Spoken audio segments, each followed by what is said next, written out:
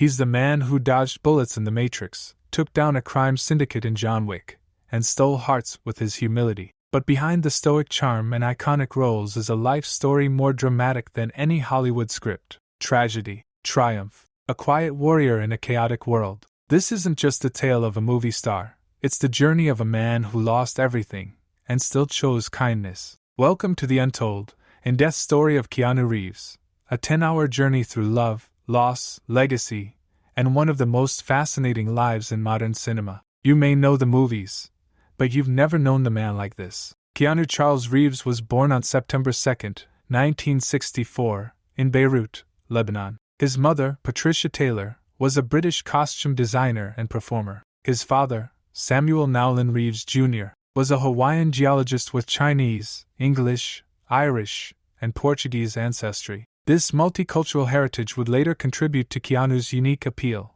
a man who seemed to belong everywhere, yet fit in nowhere. The marriage between Patricia and Samuel was short-lived. When Keanu was just 3 years old, his father abandoned the family. This absence created an emotional void that would echo through much of Keanu's early life. Patricia, resilient and determined, relocated with her son first to Sydney, then to New York City, and finally to Toronto, Canada, in search of stability and opportunity. Great!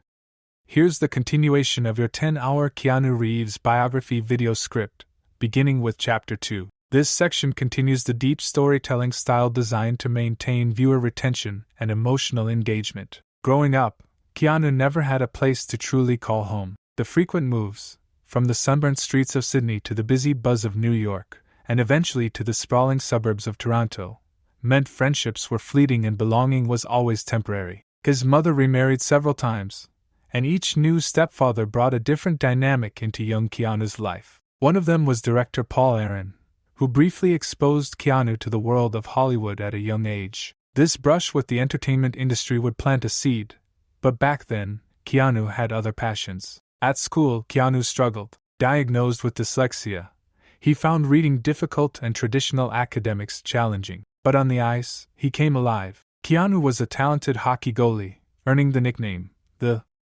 Wall, for his tenacious, impenetrable defense. He dreamed for a time of playing professionally, but fate had other plans. Despite his difficulties in the classroom, Keanu discovered a hidden love, acting. After watching a stage production in Toronto, something clicked. Performance allowed him to express emotions he had no words for. Drama class became his refuge, a place where his quiet, thoughtful nature was an asset rather than a liability. By the time he was 15, Keanu had made up his mind.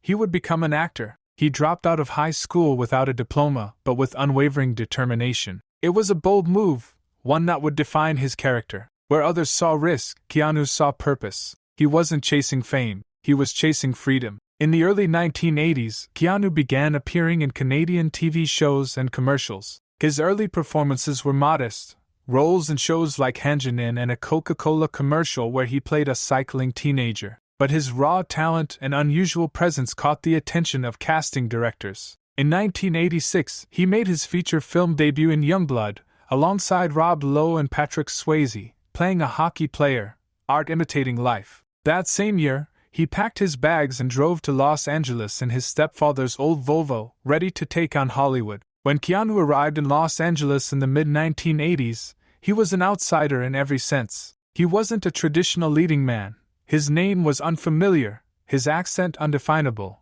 and his energy unplaceable. But casting directors couldn't ignore him. He had something rare, presence. Keanu quickly landed roles in films that catered to youth audiences, starting with River's Edge, 1986, a dark, haunting indie film that hinted at the depth he could bring to troubled characters. The movie gained critical acclaim, and though it wasn't a mainstream hit, it put Keanu on the map. He followed this with a string of supporting roles in films like Permanent Record and The Night Before, gradually building a reputation for being unpredictable and interesting. A young actor who could go from vulnerable to enigmatic in a heartbeat. In 1989, Keanu Reeves became a household name almost overnight with the release of Bill and Ted's Excellent Adventure. As Ted Theodore Logan, Keanu captured the spirit of a generation, easygoing, kind-hearted, and wonderfully clueless. The film was a massive success, spawning a cultural phenomenon. Phrases like "excellent" and be excellent to each other, became staples of late 80s pop culture. But with that fame came a double-edged sword. People began to typecast Keanu as the airhead slacker, and few saw the deeper layers within him. Refusing to be boxed in, Keanu began choosing more diverse and dramatic roles. In Parenthood, 1989, he showed surprising emotional range as a well-meaning but troubled teen. Then came My Own Private Idaho, 1991, a landmark moment in his career. Directed by Gus Van Sant and co-starring River Phoenix, the film explored the lives of street hustlers and drifters with poetic intensity. Keanu's performance was raw and brave, proving he was more than just a pretty face or comic sidekick. He was a serious actor. Keanu's friendship with River Phoenix became one of the most important relationships in his life. The two were kindred spirits, deep thinkers, unconventional, sensitive. They formed a bond on and off screen that felt more like brotherhood than friendship. But tragedy struck in 1993 when River Phoenix died of a drug overdose outside the Viper Room in Los Angeles. Keanu was devastated. The loss hit him hard, compounding the emotional weight he'd carried since childhood. It wouldn't be the last heartbreak in his life, but it was one of the most profound. By the early 1990s, Keanu had proven himself a versatile actor, but the next step was yet to come. He needed a role that would catapult him into global superstardom. That opportunity arrived in 1991 with Point Break, directed by Kathryn Bigelow. In the film, Keanu played Johnny Utah, an ex-football star turned FBI agent who infiltrates a gang of surfing bank robbers led by the enigmatic Bodie, portrayed by Patrick Swayze. The movie was a high-octane blend of crime, adrenaline, and philosophical musings, perfect for Keanu. The role cemented him as an action star. But unlike the typical muscle-bound heroes of the era, Keanu brought an emotional edge, a quiet intelligence that made audiences connect with him. The world was starting to see him not just as an actor, but as a symbol of rebellion, of depth, of cool. In 1994, speed changed everything. Opposite Sandra Bullock, Keanu played Jack Traven, a bomb squad officer who must keep a city bus moving over 50 miles per hour or risk detonation. The concept was simple. The execution?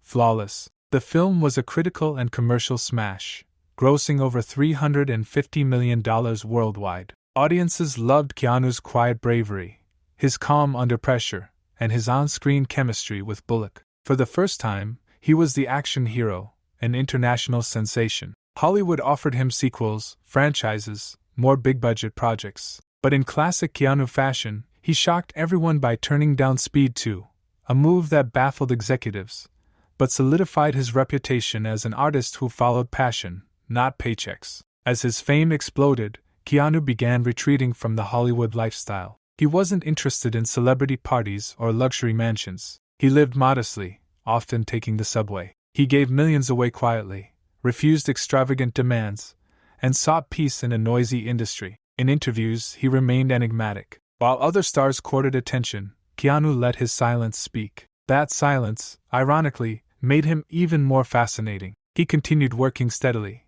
appearing in films like A Walk in the Clouds and The Devil's Advocate, the latter placing him alongside Al Pacino. With each role, he proved his range, whether as a romantic lead, a moral lawyer, or a spiritual seeker. Then came the film that would change cinema, and Keanu's legacy, forever. In 1999, The Matrix hit theaters. Directed by the Wachowskis, the film introduced revolutionary special effects, deep philosophical questions, and a dystopian vision of reality. And at the center of it all was Keanu Reeves as Neo, the One. At first, the studios had reservations. Could Keanu really carry a film this complex? Would audiences believe him as a savior in leather and sunglasses? The answer came loud and clear: yes. The Matrix was a cultural phenomenon, redefining science fiction for a new millennium. The bullet time effect became iconic, and so did Keanu's understated performance. He wasn't flashy, he wasn't loud, but he was believable, grounded, human, and that's what made him unforgettable. As The Matrix grew into a trilogy, Keanu gave himself fully to the role. He trained in martial arts for months. He performed many of his own stunts. He immersed himself in the spiritual and philosophical elements of the story. For him, Neo wasn't just a character, it was a journey. The sequels, The Matrix Reloaded and The Matrix Revolutions, pushed the franchise into epic territory. Though reactions were mixed, Keanu's commitment never wavered. He donated millions of his earnings to the special effects and costume teams, ensuring those who built the world were rewarded. Behind the scenes, though, life was growing darker. In the late 1990s, Keanu Reeves found love with Jennifer Syme, a bright, talented young actress and assistant working in the film industry. The two were quiet about their relationship, but those close to them said Keanu was the happiest he'd been in years. In 1999, the couple was expecting their first child, a baby girl they named Ava, but tragedy struck when Ava was stillborn, just weeks before her due date. The grief was overwhelming. The loss fractured their relationship, and they quietly separated, though their bond remained. Keanu rarely spoke of it publicly, but in private, the pain was immense. He had lost his daughter before ever holding her, and the woman he loved was suffering just as deeply. Less than 2 years later, tragedy struck again. In April 2001, Jennifer Syme died in a car accident in Los Angeles. She was only 28. The double loss, first a child, then the mother of that child, would have broken many. For Keanu, it became a quiet wound he carried with grace.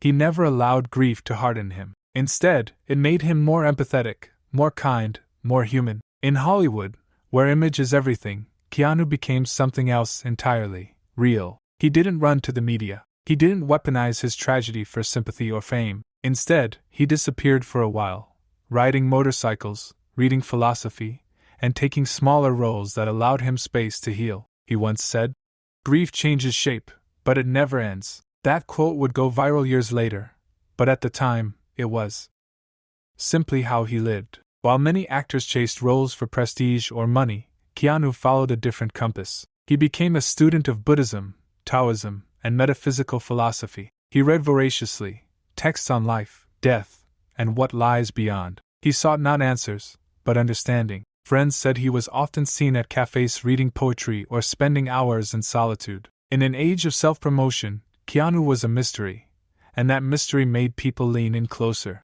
He also continued to work, but on his own terms. Films like The Replacements, Sweet November, and The Lake House showed a gentler side of him, a romantic, a flawed hero, a man of quiet strength. Despite his fame, Keanu never chased the Hollywood lifestyle. He lived modestly in rented apartments or hotels, often away from the spotlight. He was known to walk the streets alone, eat at diners by himself, and give up his seat on the subway without fanfare. Stories emerged of his generosity, giving $20,000 Christmas bonuses to crew members, secretly funding children's hospitals, or spending time with homeless people without cameras nearby. These weren't stunts, they were who he was. Keanu once said, "Money doesn't mean anything to me. I give a lot away and live simply. We all know that good health is more important." By the early 2010s, Keanu's career had quietly cooled. He was no longer headlining blockbusters, and many in Hollywood considered him past his prime.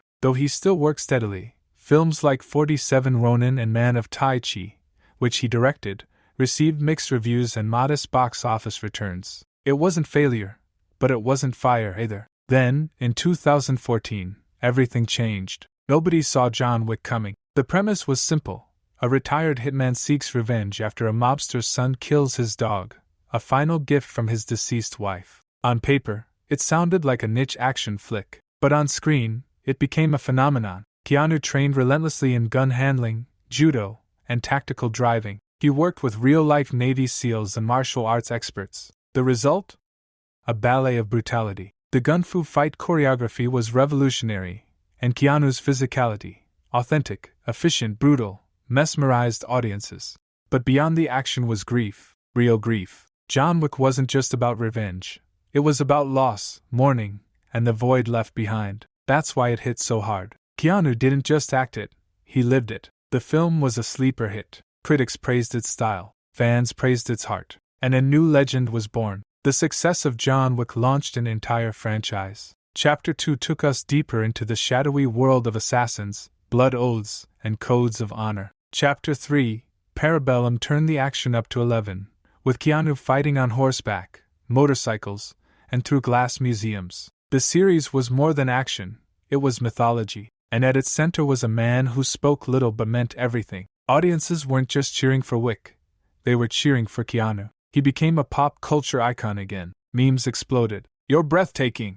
became a rallying cry after his viral appearance at E3. Millennials and Gen Z embraced him like a spiritual guru. Older fans remembered why they loved him in the first place. Despite his resurgence, Keanu remained Keanu, soft-spoken, respectful, still giving up his seat on public transit, still donating quietly, still thanking every crew member by name. He made time for fans, signed autographs with patience, spoke about grief and love with honesty. In an age of influencers and performative kindness, Keanu's sincerity was revolutionary. He once told a journalist, "I've been fortunate, but I've also lost a lot. That's why I try to be kind. You never know what someone's carrying." As Keanu Reeves stepped into his late 50s, a rare thing happened.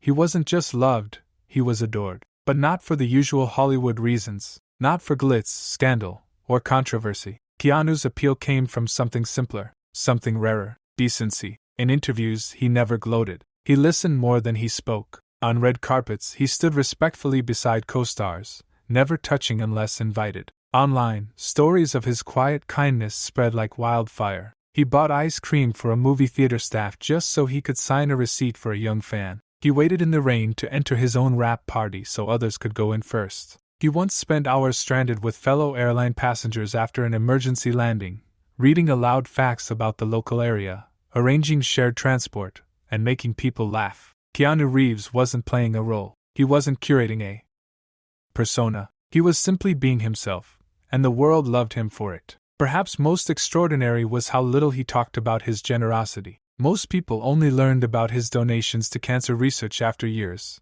Keanu had started a private foundation in honor of his sister Kim, a leukemia survivor. He never put his name on it. He never mentioned it in interviews. He just gave. When he signed on to do the Matrix sequels, he redirected millions of his back-end profits to the film's crew, makeup artists, CGI technicians, costume designers. Why? Because, in his words, "They're the ones who make the magic happen," actors often say. It's about the work. With Keanu, it wasn't a slogan, it was a lifestyle. Keanu's mystique was often rooted in his quietness, but those who knew him understood. He was always thinking, always reading, always questioning. He once said, "The simple act of paying attention can take you a long way." That philosophy defined him. Whether it was Buddhism, physics, or the poetry of Leonard Cohen, Keanu explored the world through thought and feeling. He wasn't flashy with his intellect, but his conversations were deep, often existential. In one interview he was asked, "What happens when we die?" His reply, "I know that the ones who love us will miss us." That line went viral, not because it was elaborate, but because it was true. Throughout his life, Keanu never stopped searching, for calm, for purpose, for understanding. Motorcycles were one of his escapes. The hum of the engine, the speed of the road, it cleared his mind. He once described riding as a way to disappear without going away. He also found meaning in books, in philosophy, in silence. He was a Hollywood A-lister who never made fame his god, a millionaire who lived like a monk, a legend who never stopped wondering who he really was. The 2010s brought Keanu back into the spotlight, but this time, the spotlight looked different. He became the center of wholesome memes. Sad Keanu, sitting on a bench with a sandwich.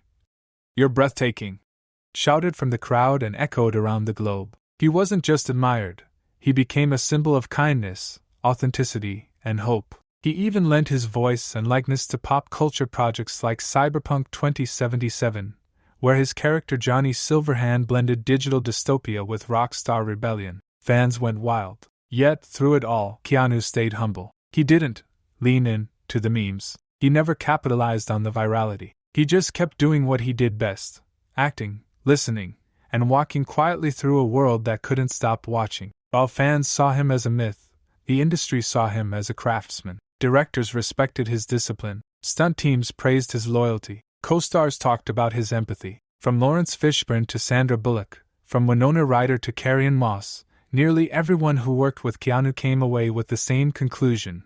He was different, in the best way. He became a benchmark, a North Star, not because he was perfect, but because he was present, authentic, kind, consistent. Even into his 60s, Keanu showed no signs of slowing. He continued doing John Wick films, pushing his body to the limit. He voiced animated characters, explored indie projects, and even published books of poetry and photography. His passion for storytelling had only deepened. His love for learning never faded. He He remained deeply involved with Arch Motorcycle, a company he co-founded to design high-end bikes with obsessive craftsmanship. It wasn't about money, it was about creating something beautiful, functional, and enduring. Keanu Reeves had become more than a star.